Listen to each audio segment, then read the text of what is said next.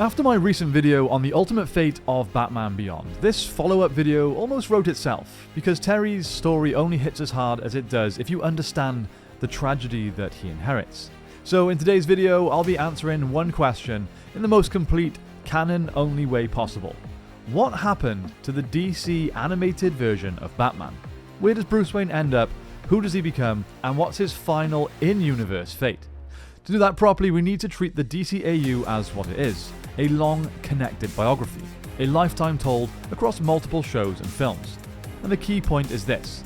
The DCAU's Batman isn't defined by one origin, or one romance, or even one villain. He's defined by a pattern, a cycle of sacrifice, and the slow narrowing of his world until there is almost nothing left except the mission. Join me today as we follow the full journey of Batman in the animated universe to find out where he ultimately ends up. Let's get into it. I'm Batman. I'm Batman. Fear. I'm vengeance. Chapter 1. Batman in his prime. Now, if we start with Batman the animated series, we're not really watching year 1. Bruce doesn't stumble into being Batman. He's already competent, already feared, already a mythical creature. But what makes him feel definitive in the DCAU isn't just the design or the voice, though Kevin Conroy's performance is absolutely the spine of this character in my opinion. It's the way the show frames Batman as a discipline. This Bruce is emotionally controlled to the point of discomfort. He speaks like a man who has rehearsed every sentence in his head before letting it out. Even his compassion often comes through as a sternness, because softness in his mind is how Gotham gets inside your head. That's why his moral code matters so much in this universe, because the DCAU doesn't treat no killing as a cute character detail, it treats it as Bruce's last thin thread connecting him to humanity. Which is why one of the most important Bruce Wayne scenes in the entire canon doesn't involve punching anyone, it involves a gravestone. In Mask of the Phantasm, Bruce stands at his parents' tomb and confesses something he never expected to be able to confess. He doesn't count on being happy. He asks, quietly, desperately, if he can be released from the vow he made as a child. And this is the DCAU placing its thesis on the table. Batman's not just a persona, it's a promise Bruce made to the dead. And in that moment you understand why this Batman is hard to save. You can't simply love him into a normal life because his identity is built around the idea that normal life is kind of a betrayal of his promise. Chapter 2. The First Great Almost.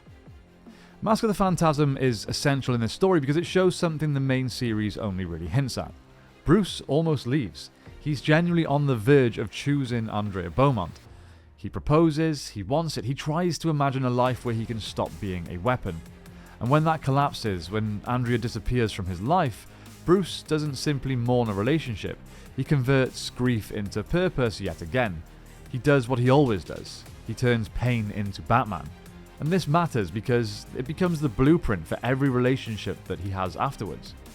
He wants a connection, in theory, but when Gotham tests that connection, Bruce retreats into the one thing that never leaves him, the mission. That's why the DCAU is quietly tragic, even at its brightest moments. You're watching a man who could have been saved early, but kind of chose not to be. Chapter 3. The Bat Family Breaks. When people talk about what happened to the DC animated Batman, they often start with Batman Beyond. The heart attack, the gun, and the retirement. But the truth is, the end started much earlier. It starts when Bruce loses the Bat Family, and the DCAU treats that loss like a slow implosion rather than one dramatic explosion. By the time we reach the new Batman Adventures, the tone shifts. Gotham feels colder, Bruce feels harder, and the relationships feel strained in a way that Batman the Animated Series could soften with warmth and humour. Dick Grayson leaves after a falling out, and the series doesn't reduce it to like a teenage rebellion. It frames it as an inevitable result of Bruce's control, secrecy, and inability to treat Robin as anything other than part of a mission. And then there's Tim Drake. The DCAU doesn't show us the Joker breaking Tim in real time in the show itself, but in Return of the Joker, it confirms what happens, and it's one of the bleakest things that's ever been attached to the Batman mythos. Tim was kidnapped, tortured, and psychologically rewritten until he became a weapon aimed back at Bruce. That event isn't just dark backstory, it's an inflection point, because it makes something painfully clear. Even when Bruce saves his partners, being close to Batman ruins them. And Bruce, who is already predisposed to solitude, responds to that not by opening up, but by sealing himself off further. This is where the old man Bruce begins, even while he's still young enough to fight. Chapter 4. Justice League. By the time Bruce joins the Justice League, you'd think it would become a chance for growth. And in a way it is. He finds peers, he doesn't use sidekicks, no protégés. He learns to trust people who can't be controlled by a lecture and a curfew, even though he may try. But the DCAU is careful. The League doesn't fix Bruce.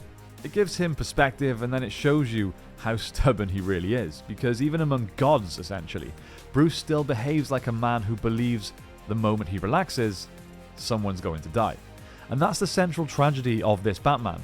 He's capable of friendship, he's capable of respect, and even capable of love, but he just can't stop being Batman long enough to experience those things. Chapter 5. The Night Batman Ends. Now let's look at Batman Beyond Rebirth, and it's one of the most brutally honest endings ever written for Batman. Bruce is elderly, he's still active and still doing it, and the opening sequence is designed to be uncomfortable, not heroic or stylish. It's just uncomfortable. Bruce suffers a heart attack mid-rescue. He collapses, he struggles, the world doesn't slow down just because he's Batman. And when the defining moment arrives, he reaches for a gun. Not to execute someone, but just to survive. And to Bruce Wayne, that distinction doesn't matter. Because Batman's not just a guy who fights crime, he's a guy that has a moral code. He has lines he won't cross, as I'm sure you're all familiar with. So when his body forces him into a corner where he needs a gun to keep on going, he realizes the worst thing imaginable. He's becoming the kind of vigilante he swore never to be. So he returns to the Batcave, puts the suit away and stops. And that's the true ending of the DCAU Batman as an active crime fighter. Not death or defeat, but the recognition that continuing means becoming something else. Chapter 6. Wayne Manor. The saddest part of this universe isn't Bruce's retirement, it's what comes after. Because when we meet Bruce properly in Batman Beyond, we meet a man who has survived himself. Alfred is long gone by this time, and Bruce is living alone in Wayne Manor with only his dog Ace for company. Wayne Enterprise is no longer his world either. That corporate landslide has shifted into Wayne Powers under Derek Powers, and Bruce is no longer the center of Gotham's future. He's a relic sitting on a hill, watching a city evolve without him. And this is the DCAU being brutally consistent. If Bruce refuses connection for decades, the universe eventually gives him what he's been rehearsing his entire life: solitude. Chapter 7. Terry McGinnis. Bruce's last and strangest redemption. Then, of course, as I covered in my previous video in its entirety, Terry McGinnis arrives. Completely by accident. Or fate, depending on how you want to interpret this. And at first, Bruce does what Bruce always does and pushes him away. But Terry doesn't want to leave. He steals the suit, he forces an issue, and Bruce here does something, again, that he always does. He adapts. Not by going back into the cowl and controlling the situation himself, but by trusting someone else, passing on a legacy, a system, becoming a mentor. Bruce becomes the voice in the cave, guiding Terry through a Gotham that feels both familiar and alien. And this is the fascinating reversal of the DCAU. A man who couldn't keep partners beside him can finally keep a successor in front of him. Not because Bruce changes overnight, but because age forces him into a new role, and he accepts it. And maybe for the first time, Bruce learns that Batman doesn't have to be a lonely crusader carried by one broken man. Chapter 8. Return of the Joker. Bruce's greatest failure. So we've established that Rebirth is essentially Bruce's physical end. But the return of the Joker is his emotional reckoning, because the Joker, Bruce's most personal nightmare, returns in a way that weaponizes everything Bruce failed to protect. Tim Drake's trauma is reopened, Bruce's guilt is reopened, and the entire Bat family collapse is dragged back into the light. And Terry, crucially, wins in a way that Bruce never could. Bruce fights the Joker like it's a war, whereas Terry fought him like a man who understands what the Joker actually is. He's a bully with an ego, a creature that thrives on being feared. Sound familiar? So Terry mocks him, undermines him, strips away the myth, and ultimately destroys the mechanism that keeps the Joker alive. And the payoff isn't just that Gotham survives, it's that Bruce, watching from the cave, sees unmistakably that Terry is not a replacement. He might even be an improvement, a Batman that can do the job without being Bruce Wayne. Chapter 9. What Bruce's ending actually is. Now, the final canonical chapter for the DCAU's Bruce Wayne is Justice League Unlimited Epilogue. Here, Bruce is extremely old, very frail, physically limited, but still sharp. Terry, who's now 31, discovers the truth of Project Batman Beyond and that his DNA matches Bruce's. That his life was tangled in a Cadmus manipulation and that Batman legacy goes deeper than he ever imagined. The important point for Bruce's fate is not the sci-fi twist, it's the final emotional direction of the story. Terry decides he's not going to abandon Bruce. He will not let the man who carried Gotham for a lifetime die completely alone. And the episode closes on something the DCAU really grants Bruce Wayne. Not happiness or peace, but presence.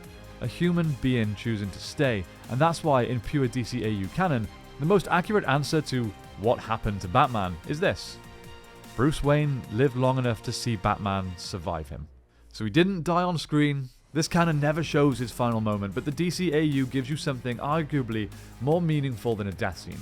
It shows you what Batman would look like when the war is over and the soldier is still standing. He retires because his body fails him and refuses to cross his moral line with a gun. He loses most of his personal life across decades, ending up in isolation in Wayne Manor. Then he mentors Terry, ensuring Batman continues into the future, and at the end of the timeline, he's still alive, still cared for, and still connected to the symbol that he once created. The DCAU doesn't portray Batman as a legend who dies. It portrays Batman as a symbol that endures. It sounds kind of grim, but the final twist is that the DCAU also manages to suggest something quietly hopeful. Bruce Wayne's greatest victory might not have been defeating the Joker, or any other villains. It might have been letting go and letting somebody else carry that weight. So let me ask you this, is the DCAU Bruce Wayne a tragedy, proof that Batman destroys the man under the cowl? Or is he the ultimate success story? Drop your take in the comments down below. And if you're enjoying this sort of format on these videos, let me know what you'd like to see next. I could do a Fate of the Bat Family, the DCAU's Joker, Nightwing, Two-Face, Gotham itself, and more. Let me know your suggestions in the comments down below. As always, thank you so much for your support and your time watching this video. Have a great day, and I'll see you next time on the Batcave.